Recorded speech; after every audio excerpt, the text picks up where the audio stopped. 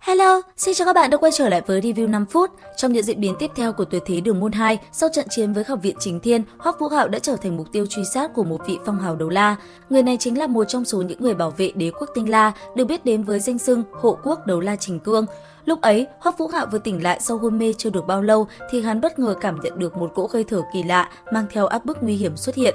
Nháy mắt sau, trước mặt Hoắc Vũ Hạo xuất hiện thêm một người. Ngay sau đó, vị cường giả kia vung tay, bất ngờ một cỗ áp lực vô hình xuất hiện đè xuống người Hoắc Vũ Hạo, khiến hắn có cảm giác hít thở không thông.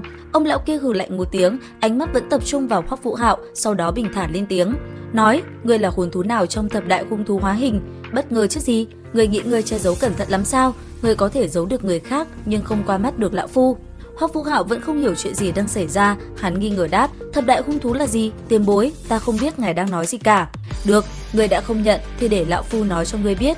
Ông lão nói xong, càng tiến gần về phía Hoắc Vũ Hạo, sau đó tiếp tục nói: "Lão phu là hộ quốc đấu la Trình Cương của đế quốc Tinh La. Ta hỏi ngươi, hôm qua ngươi làm cách nào chiến thắng học viện Chính Thiên? Vào những phút cuối của trận đấu, ngươi bất đắc dĩ phải sử dụng đến năng lượng căn nguyên của mình phải không? Trong một giây đó, ta cảm nhận được một tia hơi thở vốn không thuộc về con người. Theo ta đoán, trong thập đại hung thú chỉ có hai hồn thú có thuộc tính băng, một là Tuyết Nữ đứng hàng thứ 3, một là Băng Bích Hạt Vương đứng hàng thứ 8. Ngươi là ai?" Hoắc Vũ Hạo vô cùng kinh hoàng trước suy đoán của ông lão này. Trừ chuyện lão bảo hắn là hồn thú biến hình ra, những chuyện còn lại lão đều nói đúng hết. Ngay tới đây, Hoắc Vũ Hạo lại càng hoang mang, thập đại hung thú rốt cuộc là gì? Thái Thản Tuyết Ma Vương đứng hàng thứ 3 trong Tam Đại Thiên Vương ở vùng cực Bắc, vậy mà cũng không thể lọt vào trong top. Còn Băng Bích Đế Hoàng Hạt với tu vi 40 vạn năm cũng chỉ có thể đứng hàng thứ 8. Trời đất ơi, đây là cái bảng xếp hạng khủng bố gì thế này?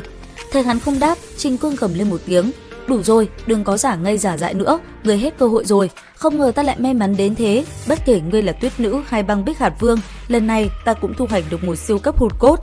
Lão già kia vừa nói vừa vung tay đánh về phía Hoắc Vũ Hạo. Hoắc Vũ Hạo cảm thấy cả người mình đột nhiên bị một luồng khí lưu xâm nhập, khiến hắn không thể kháng cự. Mà bên trong cơ thể hắn, bất kể là Thiên Mộc Băng Tằm, Băng Đế và Y Lão đều không hề có chút động tĩnh gì. Với cường giả trước mặt bọn họ, chỉ với cơ thể yếu đuối của Hoắc Vũ Hạo, căn bản không thể làm gì hết. Thế nhưng rất nhanh, Trình Công đột nhiên ngẩn người, hồn lực đang rót vào cơ thể Hoắc Vũ Hạo cũng tạm dừng. Lão phát hiện tên nhóc trước mắt không phải là hồn thú hóa hình. Bởi vậy, buông Hoắc Vũ Hạo ra, lão bực bội nói: "Tại sao có thể như thế được? Hơi thở từ cơ thể ngươi rõ ràng là của Băng Bích Hạt Vương." Hoắc Vũ Hạo cực kỳ phẫn nộ vì phong hào đấu la chưa nghe rõ chuyện đã tấn công hắn một cách vô lý. Hắn tức giận nói: "Vũ hồn thuộc tính băng của ta là Băng Bích Hạt, ngươi không phải là phong hào đấu la sao? Những chuyện này ngươi phải hiểu rõ hơn ta chứ. Ngươi chưa làm rõ mọi chuyện đã đến bắt ta là sao?" Phương Đông ở bên cạnh rốt cuộc cũng nháy mắt với hắn, sau đó lên tiếng: "Bỏ đi Vũ Hạo, vị tiền bối đây cũng không phải cố ý. Hơn nữa, ngươi có bị thương gì đâu, chuyện này coi như xong." Trình Cương tức giận nói: "Coi như lão đây xui xẻo, các ngươi nhớ giữ mồm giữ miệng." Vương Đông nghe xong lập tức hỏi: "Có thể cho chúng ta biết phong hào của tiền bối là gì không?"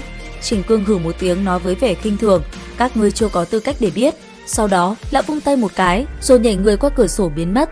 Thế nhưng, ngay khi Trình Cương ra khỏi phạm vi nơi ở của đám người Hoắc Vũ Hạo thì lão lập tức bị dẫn dắt đến bìa rừng cách đó không xa. Ngay khi có mặt, Trình Cương vội lên tiếng nói: "Ngươi là người phương nào? Tại sao lại dẫn ta đến đây?" Phía đối diện thanh âm bình thản vang lên đáp: "Gọi ngươi đến, dĩ nhiên là tẩn ngươi một trận rồi." Nói xong, lão ném cái xương gà đang cầm trong tay về phía Trình Cương, rồi tiếp tục lên tiếng: "Ta nhớ, ngươi tự hào với thực lực đấu la của mình lắm mà. Đến đây, cho lão phu xem thực lực của ngươi mạnh đến mức nào." Nói rồi, Huyền lão cũng vung tay cho gã một trận nhớ đời.